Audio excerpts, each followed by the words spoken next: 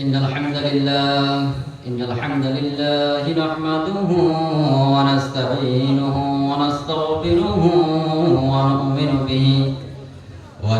به ونتوكل عليه ونعوذ بالله من شرور أنفسنا ومن سيئات أعمالنا من يهده الله فلا مضل له ونشهد أن محمدا عبده ورسوله قال الله تبارك وتعالى في كلامه المجيد هل يستوي الذين يعلمون والذين لا يعلمون وقال النبي صلى الله عليه وسلم خيركم من تعلم القرآن وعلمه. آئیے تمام حاضرین جلسہ آپ لوگوں کے سامنے میں مخاطب ہو کر کچھ دیر میری 10 منٹ یا 15 منٹ کے اندر اپنی گفتگو میں ختم کر دوں گا. آپ تمام حضرات آئیے بیٹھ جائیے. چند الفاظ میں اپنی تقریر ختم کر دوں گا. میں ممبر نور پر بیٹھے ہوئے تمام علماء کرام، خصوصاً استاد العلماء، میرے استاد کے استاد حضرت علامہ مولانا مفتی ولی الدین صاحب قبلہ مدد اللہ العالی اسٹیج پر موجود ہیں اور دیگر علماء کرام بھی اسٹیج پر موجود ہیں. آپ لوگ بہت محنت کر کے بہت ٹائم اپنی کوشش کو جاری رکھ کر اس جلسے پہ آپ لوگ بیٹھے ہوئے ہیں. تو میں زیادہ وقت نہیں لوں گا اور آپ کی آرام کی نیند کو میں حرام نہیں کرنا چاہتا ہوں.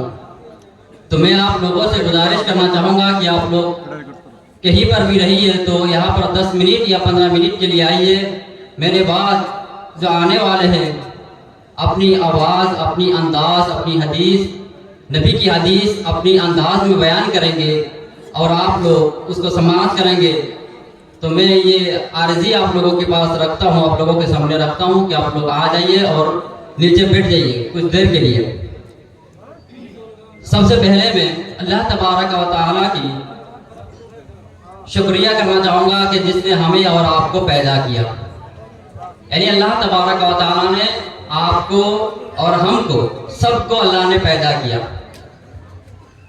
اور اللہ تعالیٰ کی تعریف میں اپنی زبان سے کر کے ختم نہیں کر سکتا، نہ ہی اپنی تحریر کے ذریعے میں ختم کر سکتا. کسی چیز کے ذریعے اللہ تعالیٰ کی تعریف ختم کرنا ممکن نہیں ہے.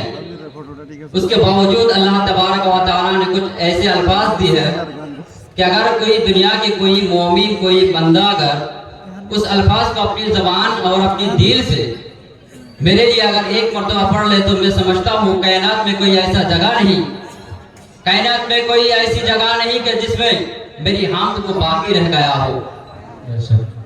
اسی لیے اللہ تعالیٰ نے قرآن الکریم میں ایک آیات میں ایک لفظ شامل کر دیا. اللہ تعالیٰ نے اللہ تبارک و تعالیٰ نے کہا الحمدللہ رب العالمین، یعنی تمام تعریفیں اللہ تعالیٰ کے لیے ہے.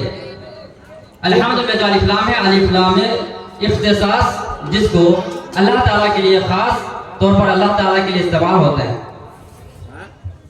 تو آئیے سب سے پہلے اللہ تعالیٰ کی تعریف ایک لفظ سے ہم اور آپ سب مل کر کرتے ہیں.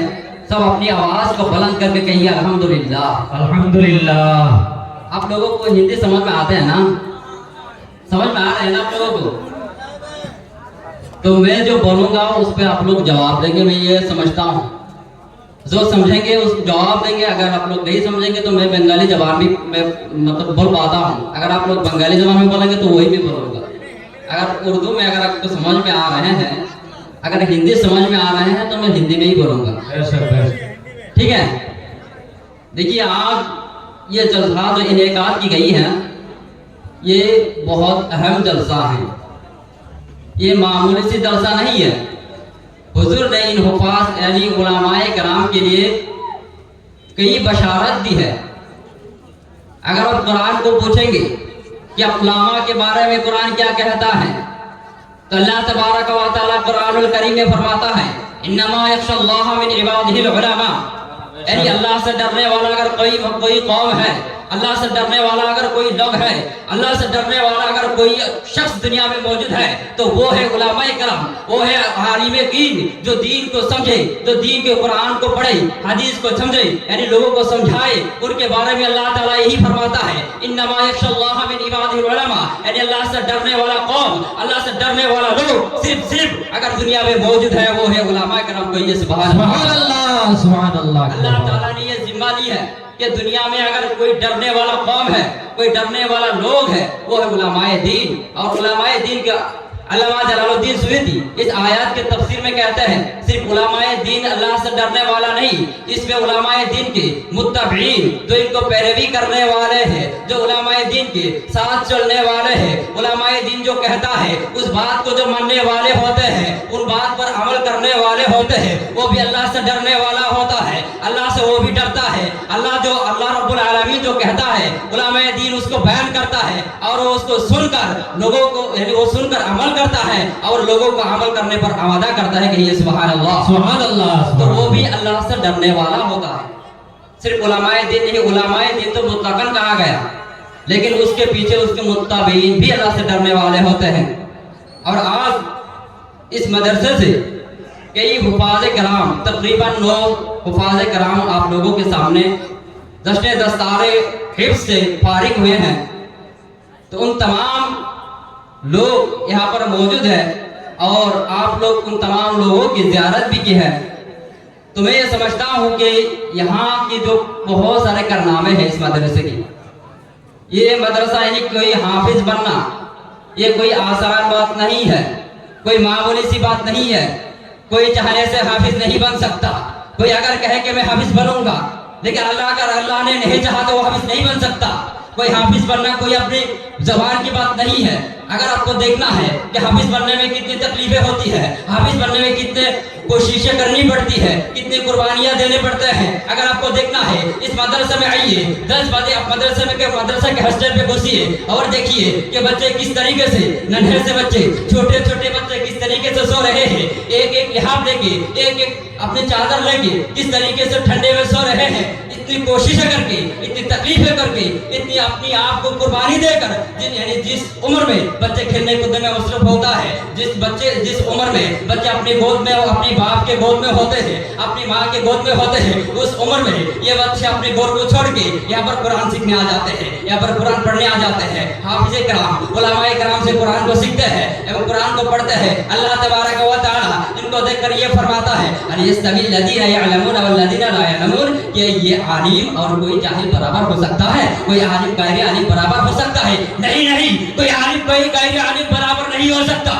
جس طرح رات دن ایک نہیں ہو سکتا، جس طرح زمین اور آسمان ایک نہیں ہو سکتا، جس طرح کالا گورا ایک نہیں ہو سکتا، اسی طرح کوئی عالم دین کوئی غیر عالم دین برابر نہیں ہو سکتا۔ سبحان اللہ، سبحان اللہ، نعرہ تکبیر، نعرہ رسالت، زکریا مصباحی صاحب کی نعرہ تکبیر۔ یہ ہے حافظ کرام، علماء کرام کی شان۔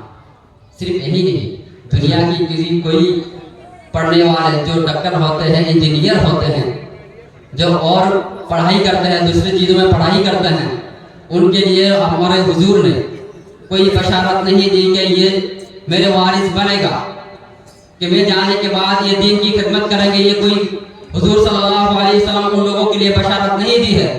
اگر حضور نے بشارت دی ہے تو علماء کرام کے لیے بشارت دی ہے۔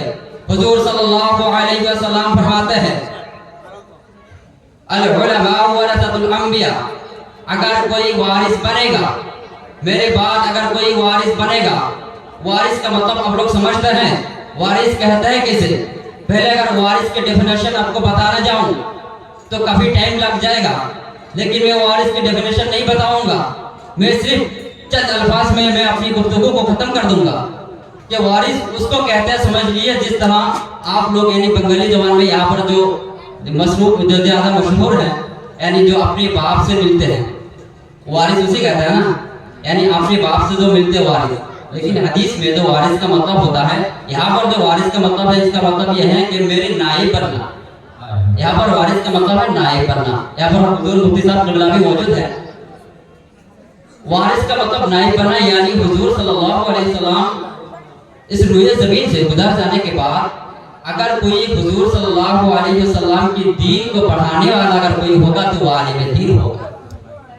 अगर कोई कुरान और हदीस को सिखाने वाले होंगे तो वो आलिम दीन होंगे, दूसरे कोई लोग नहीं होंगे।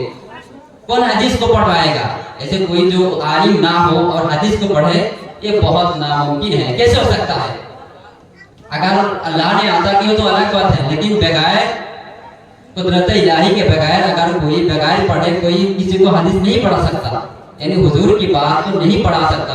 अगर आपको कुरान और हदीस अगर सीखना है तो आलिम के पास जाना पड़ेगा, आलिम से सीखना पड़ेगा। यहाँ से हाफिज़े कराम निकले हैं तो इन लोगों से आप रब्ता रहिएगा और इन लोगों से मोहब्बत रखिएगा, यानी समीम क़ल्ब से मोहब्बत करिएगा। इससे इन लोगों से मोहब्बत करेंगे तो अल्लाह तबारक व तआला आपको हर मुसीबत से आपको सलामत रखेगा और अल्लाह तबारक व तआला आपको तमाम बीमारियां से, तमाम परेशानियों से आपको महफूज रखेगा इनके सदक़े में। मैं और गुफ्तगू नहीं करूँगा क्योंकि रात बहुत हो चुके हैं। ये मदरसा हम लोगों का ही है। यहाँ पर जो मेहमान आए हैं मुफ्ती साहब किबला, तो वो आप लोगों के सामने तकरीर करेंगे। मैं सिर्फ दुआ के लिए आपके सामने बैठा था। मैं तो चंद अल्फाज ही में मैं अपनी गुफ्तगू को ख़त्म करके मैं अपनी स्टेज को छोड़ रहा हूँ, यानी अपनी माइक छोड़ दे रहा हूँ। व आखिरी दावाना अल्हम्दुलिल्लाह, अस्सलामु अलैकुम व रहमतुल्लाहि व बरकातुहू।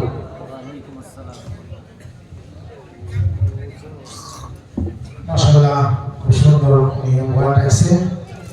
হুজুর ওনাকে আমরা আপনাদের ধন্যবাদ জানাই। এখন আছে আমাদের আজকের এই হুসাইনি কনফারেন্সের মুখ্য অতিথি যিনি ওয়াজ করবেন, উনি আমাদের মঞ্চে আছে মুফতি মোহাম্মদ ওয়ালিউদ্দিন নিজ ভাই। হুজুর কেবলা এখানে আছেন।